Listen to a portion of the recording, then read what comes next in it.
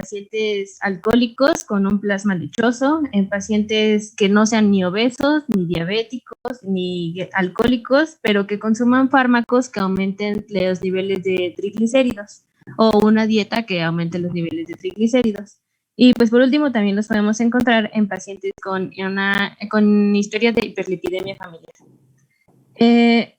Como tratamiento, pues todos pensaríamos que lo primero que tenemos que hacer es tratar la hipertrigliceridemia, pero no es así. Debido a que es un padecimiento agudo, lo primero que se debe hacer es dejar al paciente en ayuno para que los niveles de trigliceroles bajen. Y pues también se le debe administrar al paciente líquidos, ya sea por vía oral o vía intravenosa, analgésicos, antibióticos ante el riesgo de que aparezca alguna infección. Y también se le debe administrar una dieta baja en grasa. En caso de que las medidas que les acabo de decir no funcionen, entonces ya se debe tratar la hipertrigliceridemia. Se puede realizar una plasmaféresis en la que pues básicamente se va a quitar las sustancias que sean dañinas de la sangre. También se puede administrar insulina, que esta va a aumentar la secreción de lipoproteína lipasa para degradar a los trigliceroles. Y se puede acompañar de un tratamiento con heparina que va a aumentar la liberación plasmática de la lipoproteína lipasa endotelial.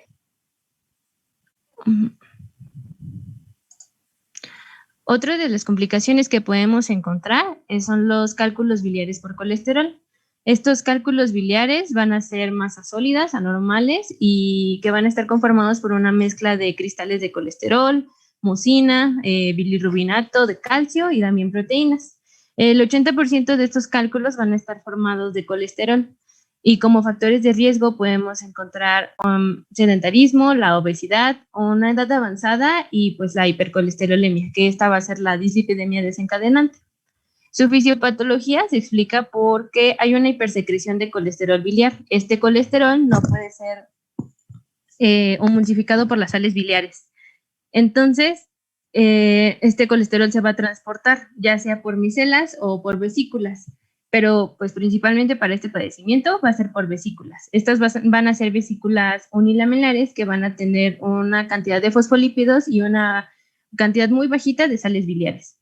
Estas vesículas unilamelares se van a unir entre ellas y van a formar vesículas multilamelares, que van a tener una alta concentración de colesterol. Y como todo esto está sucediendo en la vesícula biliar, pues hay bilis y esta bilis va a estar hipersaturada de colesterol.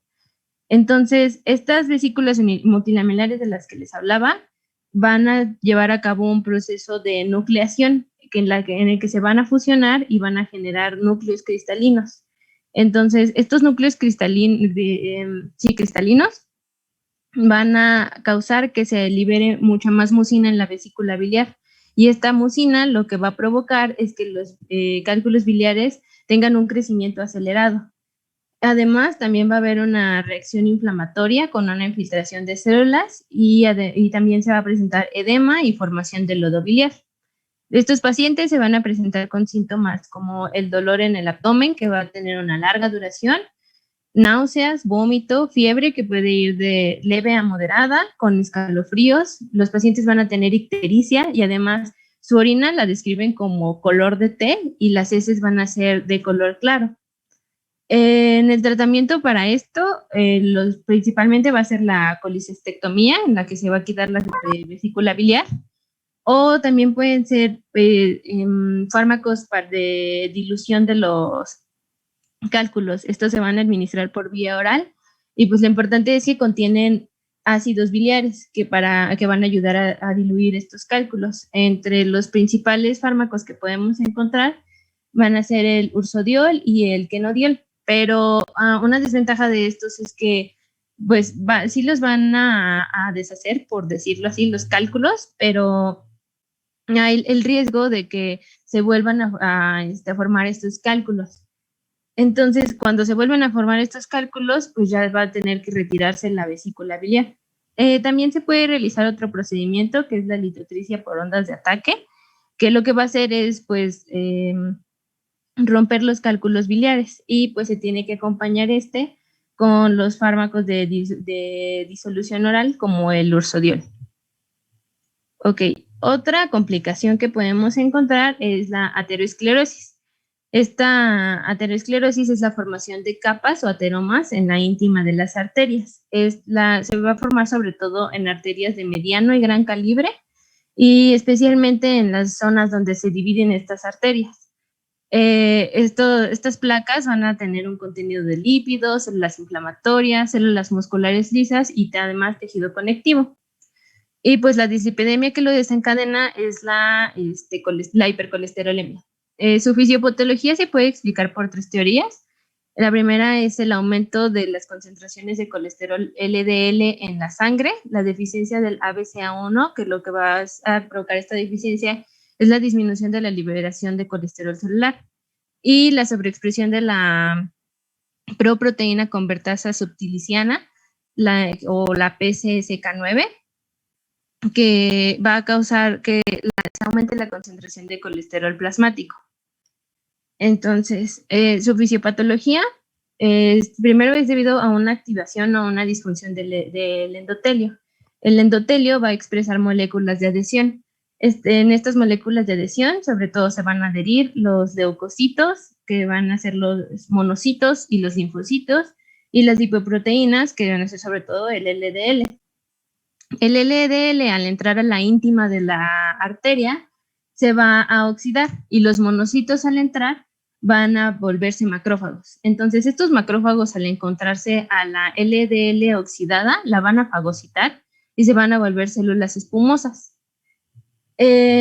Como les decía, pues también entran los linfocitos. Entonces, estos linfocitos, al momento en el que los macrófagos van a fagocitar el colesterol LDL, van a amplificar la respuesta inflamatoria. Entonces, van a llegar aún más células inflamatorias, pero también van a migrar células de músculo liso.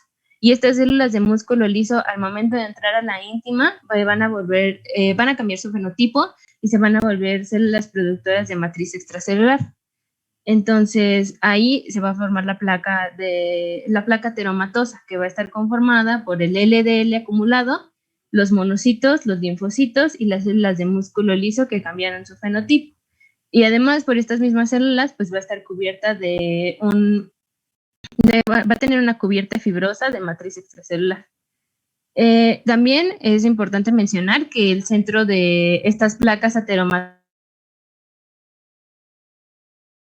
puede volverse necrótico debido a los macrófagos. Esto es porque los macrófagos van a secretar metaloproteasas que van a causar esta necrosis. Y pues algo muy importante es que se pueden ocasionar trombos debido a que las placas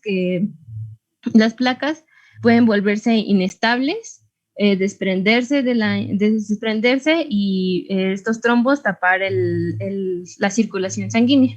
Y pues esto va a explicar la siguiente complicación, que van a ser el infarto agudo al miocardio. También su dislipidemia desencadenante va a ser la hipercolesterolemia, y debido a esta acumulación de las placas ateroscleróticas y sobre todo a la formación de los trombos, pues se va a obstruir el tránsito sanguíneo al corazón. Entonces, si lo vemos en esta imagen, como les decía, los trombos se desprenden, bloquean las arterias coronarias. Entonces, al bloquear estas arterias coronarias, hay una obstrucción en el flujo de la sangre y esto va a ocasionar un daño permanente. Ok. Entonces, ahora vamos a hablar un poquito sobre la prevención, que va más inclinada hacia estas complicaciones cardiovasculares. Y primero vamos a hablar del modelo de Global Risk. Este modelo es una puntuación del riesgo que tiene un paciente de presentar una enfermedad cardiovascular y va a predecir el riesgo de un ataque cardíaco o un accidente cerebrovascular en individuos sanos. Con esto me refiero a que no hayan tenido ni un infarto ni un accidente cerebrovascular, y que este modelo va a predecir qué riesgo tienen en los próximos 10 años de presentarlo.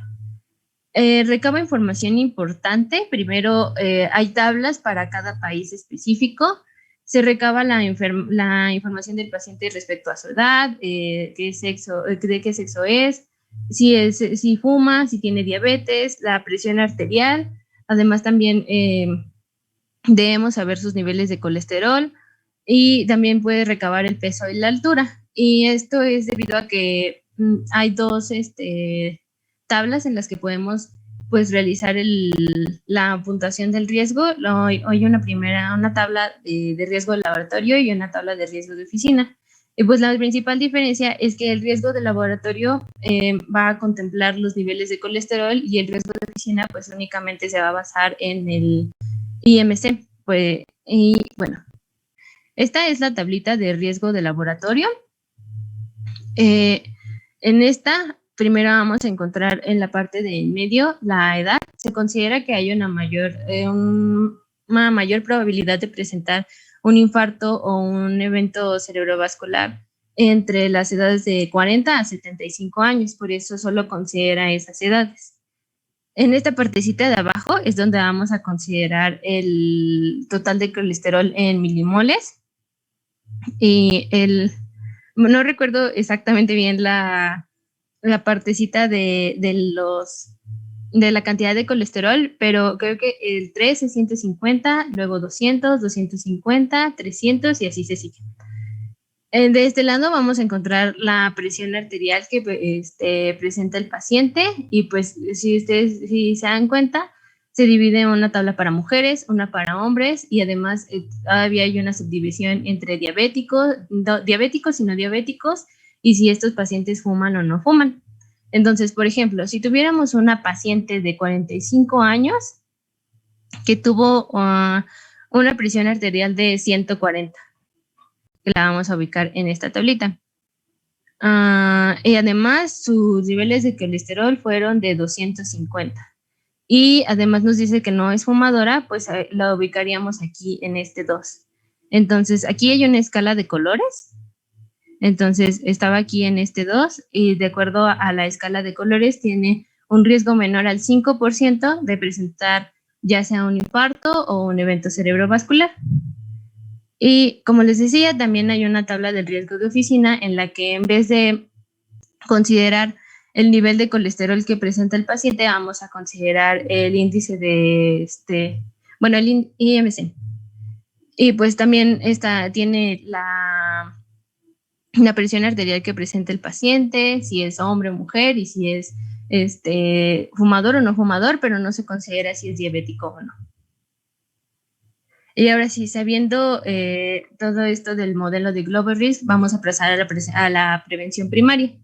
En la prevención primaria, lo primero que tenemos que hacer es evaluar el riesgo de presentar un infarto o un evento cerebrovascular con el Global Risk y pues siempre se le tiene que enfatizar al paciente que se debe de ir a un estilo de vida saludable del que les van a hablar un poquito más adelante. Primero, sabiendo la cantidad de colesterol que tiene el paciente, si el paciente tiene un colesterol de LDL mayor a 190 miligramos sobre decilitro, no vamos a realizar una estimación del riesgo del infarto y del evento cerebrovascular y se le va a empezar a dar una estatina de alta intensidad. Nada más, no voy a ahondar mucho en el mecanismo de acción de las estatinas, solo les voy a mencionar que pues disminuyen la producción de colesterol de nuevo, pero les van a hablar un poquito más de su mecanismo de acción más adelante.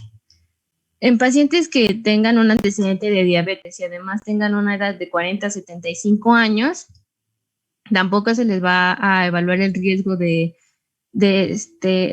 riesgo con el Global Risk y se les va a dar una estatina de moderada intensidad.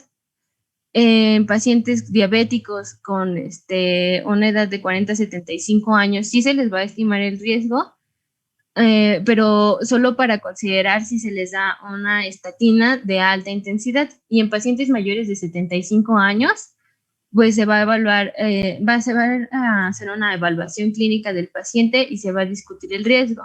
En esta parte de discutir el riesgo se van a considerar factores que incrementen el riesgo, que son los que tenemos aquí abajo. Por ejemplo, una historia familiar de un paciente, una historia familiar de pacientes que hayan tenido un evento cerebrovascular o un infarto de forma prematura. que los niveles de LDL sean mayores a 160 miligramos sobre decilitro, que tengan nefropatía crónica, por ejemplo, que presenten la ApoB mayor a 130 miligramos sobre decilitro o un índice tobillo-brazo que sea menor a 0.9. Ahora, por otro lado, podemos considerar también a los pacientes de acuerdo a su edad. Si tenemos pacientes de 0 a 19 años, lo más importante es recalcarles que para prevenir todas estas enfermedades se deben apegar a un estilo de vida pues, saludable. Y si se diagnostica a los pacientes con una hipercolesterolemia o una hiperlipidemia familiar, se debe considerar estatinas. En pacientes de 20 a 39 años, primero se le va a estimar el riesgo de un evento cerebrovascular o de un infarto por vida. Y pues también se debe considerar el uso de una estatina si hay una historia familiar de hiperlipidemia o de un evento cerebrovascular o un infarto. Y también si los niveles de LDL van más allá de 160 miligramos sobre decilitro. Y en los pacientes de 40 a 75 años, que les decía que son los que tienen mayor probabilidad de presentar estos eventos, primero se va a ver si tiene una LDL mayor a 70 y entre 70 y 190 miligramos sobre decilitro. Que no presenten diabetes, pues primero vamos a estimar el riesgo a 10 años y se van a discutir estrategias. Estas estrategias se van a discutir de acuerdo al riesgo que presenten. Si presentaran un riesgo menor al 5% o como lo define el Global Risk, menor a un bajo riesgo, primero se va a discutir el riesgo de acuerdo a los incrementadores que tienen. Se va a enfatizar y pues se va a enfatizar en los cuidados y un estilo de vida que disminuya el riesgo de presentar estos eventos. Si el paciente tiene de un 5 a 7.5% de presentar estos eventos, lo vamos a definir como un riesgo limítrofe. Vamos a discutir el riesgo, si hay presencia de incrementadores o no, y de acuerdo a si están estos incrementadores o no, pues se va a iniciar el tratamiento con una estatina con moderada intensidad. En pacientes con un riesgo de mayor a 7.5 y menor a 20, vamos a definirlo como un riesgo intermedio. Entonces vamos a discutir el riesgo de acuerdo a si tiene incrementadores o no. Y en estos se va a empezar una estatina de moderada intensidad en la que la meta es reducir el LDL de un 30 a un 49%. Y por último, en pacientes de muy, muy alto riesgo, vamos a evaluar también los incrementadores del riesgo y se les va a iniciar la estatina en el que la meta para estos pacientes va a ser que el LDL se reduzca ya sea mayor o igual al 50%. En estos pacientes de riesgo intermedio se va a definir si se empieza si se va a empezar a utilizar una estatina o no, pues de acuerdo a una evaluación del calcio coronario. Si el calcio coronario es de 0, vamos a decir que el paciente tiene un bajo riesgo y vamos a considerar el uso de estatina si el paciente tiene el antecedente de diabetes mellitus, si tiene una historia familiar de evento cerebrovascular prematuro o si tiene un consumo de tabaco. Por otro lado, si el paciente tiene un calcio coronario de 1 a 99, vamos a favorecer que inicie el uso de las estatinas, sobre todo si el paciente es mayor a 55 años. Y finalmente, si el calcio coronario del paciente es mayor a 100, se va a iniciar estatina, sin ni siquiera preguntarte. Bueno, creo que no lo mencioné, pero esta prevención primaria es sobre todo para pacientes que no han presentado ni un infarto ni un evento cerebrovascular. Y la prevención secundaria va a estar para pacientes que ya hayan tenido alguno de estos eventos. Lo primero que vamos a hacer es enfatizarles que deben tomar un estilo de vida saludable. Ahora vamos a tener como 2 vías o 2 caminitos. En los pacientes en los que ya hemos realizado la evaluación del riesgo de acuerdo al Global Risk y no tienen un alto riesgo, pero son menores de 75 años, les vamos a dar una estatina de alta intensidad en la que la meta va a ser reducir el colesterol LDL menor al 50%. Entonces, si el paciente no llegara a tolerar la estatina de alta intensidad, le vamos a dar una estatina de moderada intensidad siguiendo a que llegue a esta meta. Y si no logra el paciente llegar a esta meta y su LDL sigue siendo mayor a 70, no, sigue en 70 miligramos sobre decilitro, entonces vamos a agregar ese timbe, que ese timbe va a regular la absorción del colesterol. También les van a hablar de él un poquito más adelante. Ahora, en pacientes de edad mayor a 75 años, se va a iniciar una estatina de moderada a alta intensidad y pues es razonable continuar con la estatina de alta intensidad. Ahora, con los pacientes que tengan un alto riesgo de volver a presentar un infarto o un evento cerebrovascular, se les va a dar una estatina con alta intensidad a una dosis tolerada. Entonces, si estos pacientes con la dosis máxima de estatina no están llegando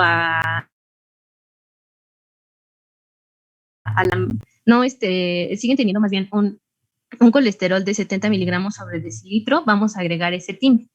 Y pues también se puede considerar adicionar un inhibidor de la PSK9, y creo ya les había mencionado que esta va a aumentar el colesterol en sangre. Entonces, al inhibirla, pues lo que esperamos es que se disminuya el colesterol en sangre, pero también podemos agregar, es muy importante también, que se agregue el esetimbe, el esetimbe antes de dar PSK9, perdón. Y pues también, si el paciente se encuentra en una máxima terapéutica, como les decía, y no está reduciendo su colesterol LDL no es menor a 70 miligramos sobre decilitro, y tampoco el colesterol no HDL es mayor a 100 miligramos sobre decilitro, pues va a ser razonable adicionar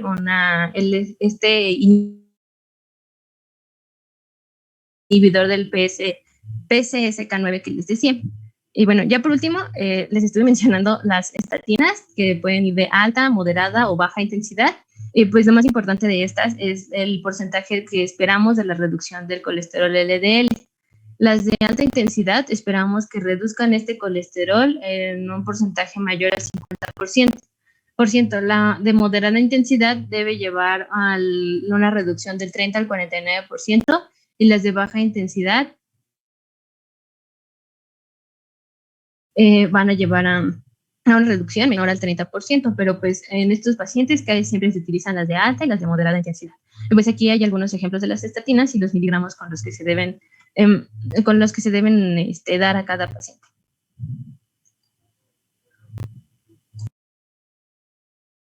Y bueno, aquí ya llegamos a tratamiento. La siguiente, por favor.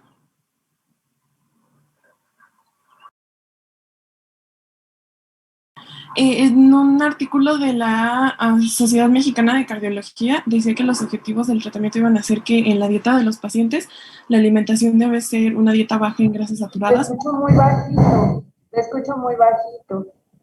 ¿Puedes mejorar? Déjame apagar mi micrófono a ver si no, mi cámara, perdón, a ver si mejora el audio.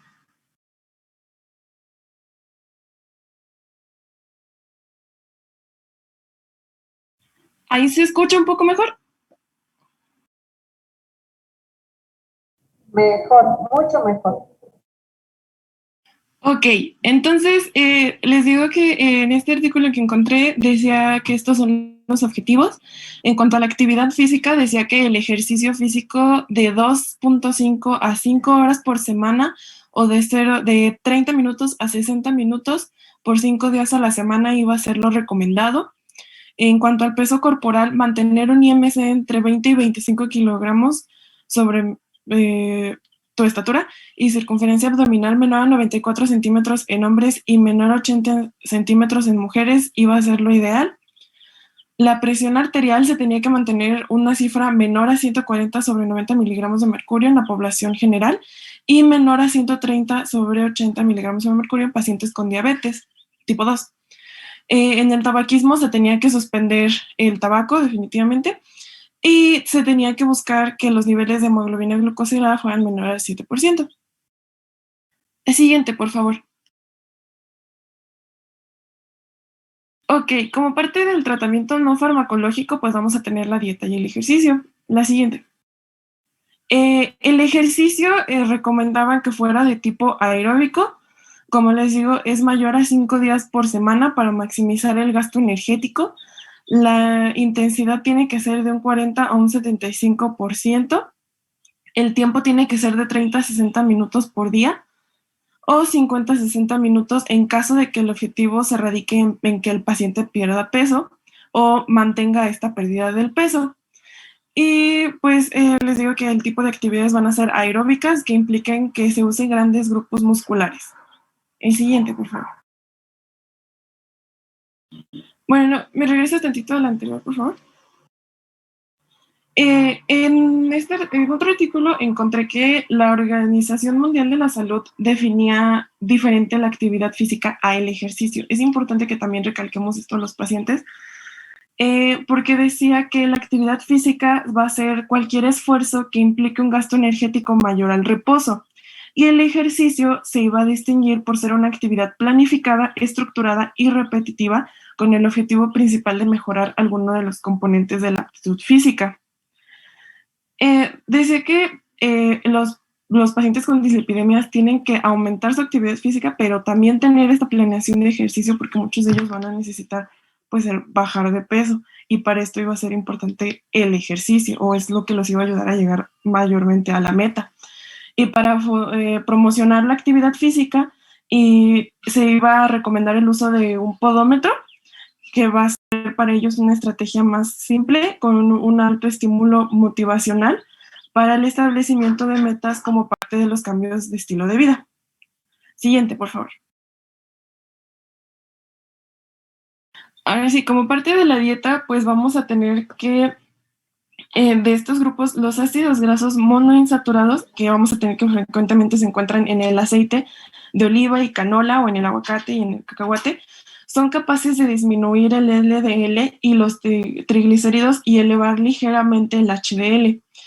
Encontré que está demostrado que por cada 1% de incremento en ácidos grasos monoinsaturados en el valor calórico total, el colesterol del plasma disminuye 1.3 miligramos sobre decilitro. Por parte de los ácidos grasos poliinsaturados, tenemos que poseen más de un doble enlace, los cuales y se van a clasificar en omega 3 y en omega 6. Los ácidos grasos omega 3 y omega 6 no pueden ser sintetizados, entonces los tenemos que consumir en su totalidad a través de la dieta y van a disminuir el colesterol de baja densidad, pero si llegan a representar más del 10% del valor calórico total de la dieta, se va a producir peroxidación de AGPI, lo que conduce a la aceleración de la aterogénesis y aumenta el riesgo de cáncer también. Está demostrado que por cada un 1% de incremento en el valor calórico total, el colesterol del plasma disminuye 1.3 miligramos sobre decilitro.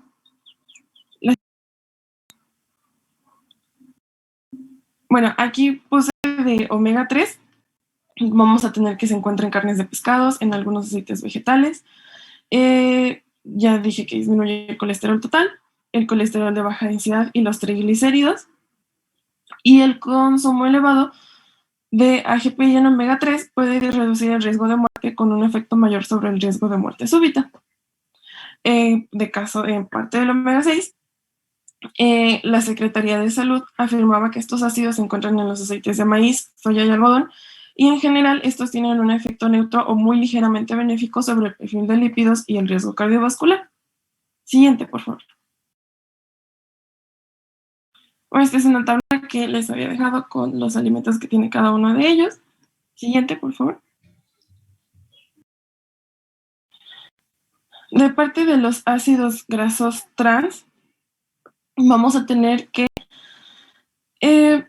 los alimentos más ricos en estos son los productos de repostería, elaborados con margarinas industriales, las comidas rápidas y la crema no láctea para el café.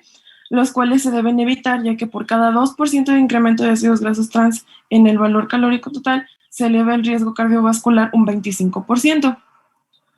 En el caso del colesterol, vamos a tener que eleva el colesterol dietario, eleva el colesterol sérico menos que las grasas saturadas. Por cada 100 miligramos menos de colesterol dietario, el colesterol total baja en 4 miligramos sobre decilitro.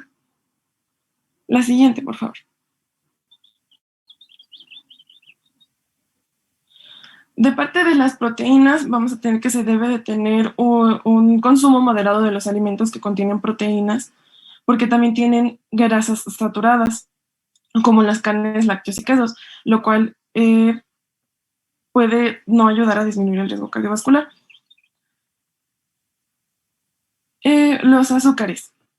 Los azúcares no deben exceder el 10% de la ingesta calórica total, además de la cantidad presente en alimentos naturales como la fruta y los lácteos.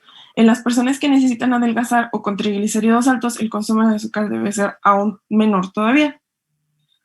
En el otro artículo, y como resumen, bueno, o como desde un panorama un poco más general, vamos a tener que se recomienda el uso de dietas tipo DASH, o la dieta mediterránea, o la dieta propuesta por la Asociación Americana del Corazón. Todas estas dietas suelen tener un alto contenido de frutas, verduras, granos enteros, nueces, leguminosas, cereales, altos en fibra, productos lácteos bajos en grasa, pescado, carne magra y pollo sin piel.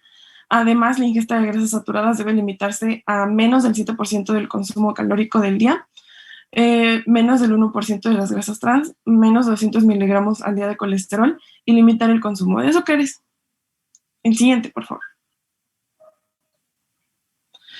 Pues decían también que el primer paso para iniciar una terapia dietética es evaluar los hábitos de alimentación actuales del paciente.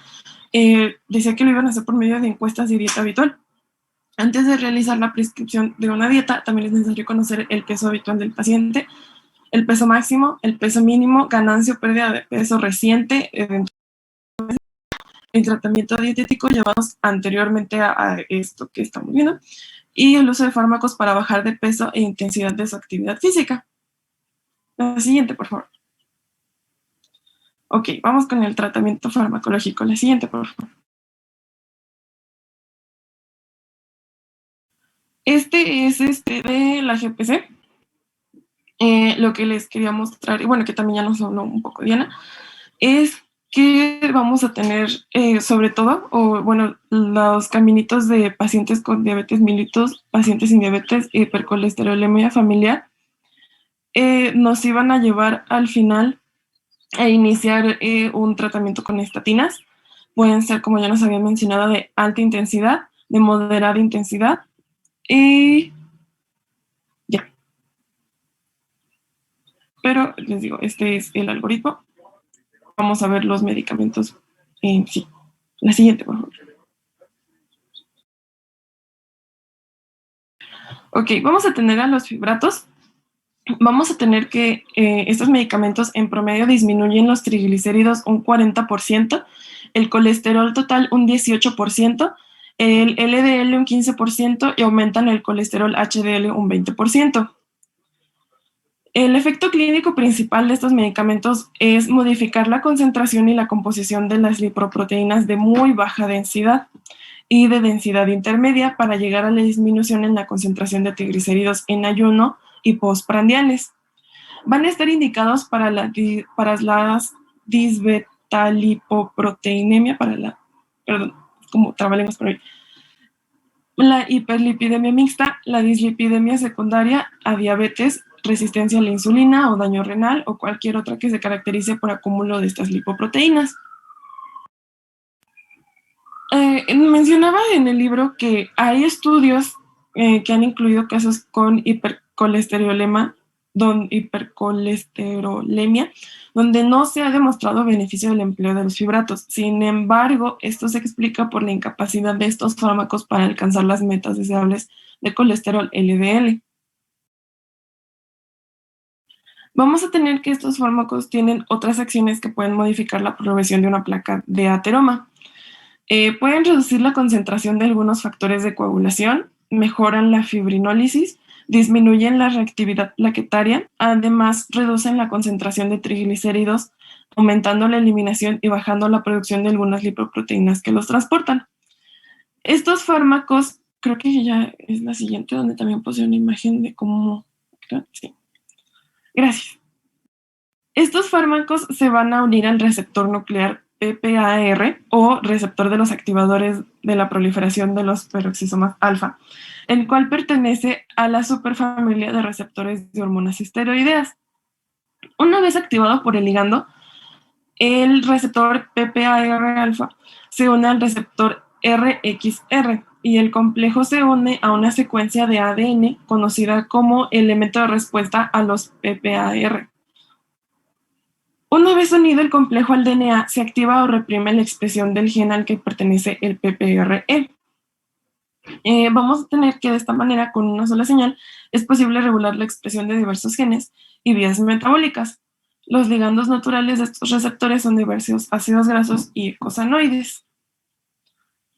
Como parte de los efectos adversos, vamos a tener que son poco frecuentes y se presentan en el 5% de los pacientes y están constituidos principalmente por molestias gastrointestinales como náuseas, malestar abdominal, aunque también hay registro de prurito, urticaria y dolor muscular. La siguiente, por favor.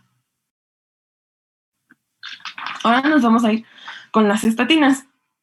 Las estatinas son inhibidores competitivos de la hidroximetilglutaril-coenzima A reductasa, enzima hepática que va a intervenir en la conversión de la hidroximetilglutaril-coenzima A en mevalonato, con la consiguiente disminución de la producción de colesterol de nuevo. La disminución transitoria del colesterol dentro de la célula hepática va a originar una mayor expresión en el número de receptores LDL, lo que se traduce en mayor actividad catabólica del LDL del plasma y en menor extensión de otras lipoproteínas como la ApoB100, que es el ligando del receptor LDL. Además, la síntesis de VLDL también se reduce, lo que aunado al incremento de los receptores de LDL depura más a las lipoproteínas ricas en triglicéridos, lo que contribuye... voy a tomar tantita agua, perdón.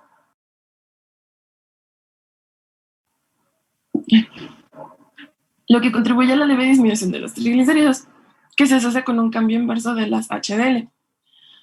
Las estatinas van a ser los fármacos de elección contra la hipercolesterolemia aislada y pueden combinarse con otros medicamentos hipolipemiantes como las resinas, fibratos o niacina para mejorar todo el perfil lipídico en la dislipidemia combinada o en la triada lipídica.